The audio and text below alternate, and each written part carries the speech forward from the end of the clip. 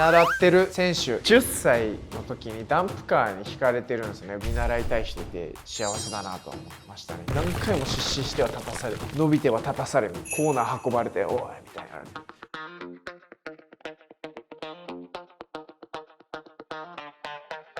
Welcome to リニアチャンネル。今回は自分が見習ってる選手3選について話します。めちゃめちゃ格闘技見てきたからいろんな選手見習ってきたっすけど、特に見習ってる選手ってなると1人目はアントニオ・ホドリゴ・ノゲーラ。これはもう間違いなく彼になります。どんなところを見習ってるかというと、ノゲーラは生でもすごいいっぱい試合見てきて、彼まず10歳の時にダンプカーに引かれてるんですね、ブラジルで。今でも背中にその手術跡っていうのはでっかく残ってて、そんなハンデを背負いつつ、そのダンプカーに引かれてから生還した間で学んだ絶対に諦めないことっていうこのシンプルなことなんだけど、それを毎回試合で体現して見せてくれるんですよ。身体能力とか明らかに上の選手、当時で言ったらミルコ・クロコップとかヒョードルとかボブ・サップとか、いろんな選手とやってましたけど、毎回やっぱ身体能力的に多分劣る感じだったので、スピードとかバネとか見てもパワーとか見てもやっぱ彼らよりも持ってるものが少ない中で、やっぱ最初は絶対不利になるんですね。勢いが違うんで、ボブ・サップ戦にしてもミルコ戦にしても、ボブ・サップにはもうドーン投げられて、ミルコには打撃で追い込まれてミドル打たれてハイキックでダウンしてとか、ヒョードルにも最初組みつくけどもヒョードルがこうやっただけでドーンと吹っ飛ぶになるとか、最初うわーって思うけど後半諦めないで試合まくってくっていう不屈の精神と無限の体力っていうこの2つを体現してくれてたんで、それを毎回僕は見てレッスン受けてるような気分。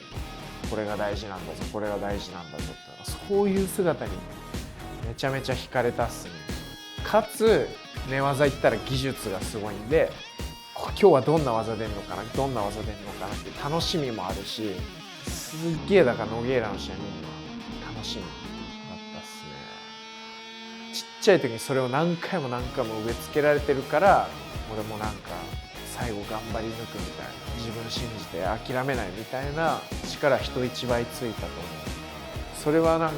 今でも残ってるんで見習ってる選手。1人目、これはダントツでアントニオ・ホドリゴ・ノゲーラです。2人目は松島小読選手。また全然違った角度で現役選手で、僕が実際に背中見たり取り組みとかを見てる選手の中でやっぱすごいリスペクトしてて、格闘技への向き合い方がすごいかっこいいなと思う選手ですね。小読さんもずっとレスリングやってて、全国大会とかでもずっと活躍してた選手だったんで、レスリングの時から知ってて、で MMA に転向して、大学を途中で確か彼は辞めて MMA に転向して、先に活躍してた先輩なんですけど、僕が MMA 始める時にパンクラスイズム横浜さんに結構何回も出稽古お世話になってて、その時に一緒に打撃の動きとかスパーリングとかよく相手してもらって、動きを見てアドバイスしてくれたりしてたんですけど、すっごいやっぱ格闘技を主に打撃の面で空間をどう使っていくかっていうのがすっごい上手で、死ぬほど煮詰めて考えてる人なんですね。相手と相手の間に空間があるじゃないですか。それをどういった角度で自分のどういう攻撃を出しながら詰めていくと相手は嫌か、またこういうことをわざとして相手にちょっといけると思わせて誘う空間も作るんですよ。そこに入っちゃうと小読さんのそこは実は空間だからズザーって刺されたりとか、そういう作り方を打撃をしてる人でめっちゃ面白いですね。やっぱもう取り組みもすごい紳士だし、最初にこういうすごい見習いたい人いて幸せだなと思ってましたね。今でも練習したりとかあんまないですけど、取り組みとかを聞いて、ああ俺もやんなきゃなみたいな風になれる選手です。これは2人目。はい、3人目、ちょっと尊敬してるっていう感じでもいいですか。佐山悟選手佐山悟さん、これはもうみんな知ってる初代タイガーマスク。父親がジムを建てるのに出資した時とかももちろん佐山さんが中心になって多分やってたジムだったりいろんな話をこう聞いてるので存在はめちゃめちゃ知ってたんですけど、最近になってなんか YouTube とかで出てくるんですよ。言ってるセリフとか、いやすごいこの時代からこんなこと言ってる人いるんだって、なんかやっぱ本当になんかこう真剣に向き合わないと出てこないだろうみたいな言葉とかもすごいあって刺さるし、 YouTube に上がってたマーク・コステロ戦っていうのがあって、その試合を見てたんですよ。すっごい大観衆の前で自分よりめっちゃでっかい外人にめっちゃもう体格も明らか不利なんでパンチとか一発受けたらもうダーンって吹っ飛んじゃうんですよ。そんな中大観衆の中ですよ、何回も何回も、今だったらもうありえないぐらい止めなきゃおかしいぐらいの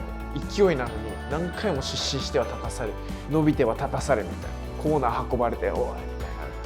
な、向かってみたいな、何ラウンドもやってて、解説の人がうわこのルールやばいよとか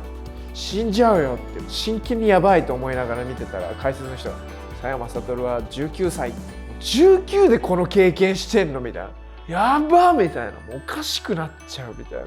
でなんかそのすっごいいろんな発言とかすっごい重たい言葉を言ってるんですけど、シューティング入門かなんかの番組でこういう経験してこんな思いしてそれでもやってるからこそ出る発言だなとも思ったし、すごかったんですよね。最近すごい結構リスペクトがぐわーってきてる。この魂なんか見習うべきだよなみたいなすごい思いますね。自分でモチベーションを高めること、これも技術のうちみたいな言葉とか、ああいうやっぱ昭和とかのそういう時代の人の言葉ってすごいかっこよさもあるし、でも目もかっこいいですね。自分がもっと上に行く上で必要な目つきだなとも思いますね。より僕はこう楽しくやってますけど、そういう面もどんどん持っていきたいな、吸収していきたいなみたいな感じのかっこよさがにじみ出てます。3人目は佐山悟選手。最後まで見てくださってありがとうございました。チャンネル登録といいねボタンよろしくお願いします。で、あれ何の YouTube なの？あれなんて番組だっけ？有名だよね。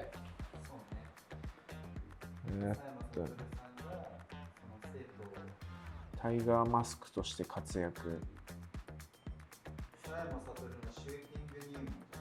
佐山悟のシューティング入門って番組？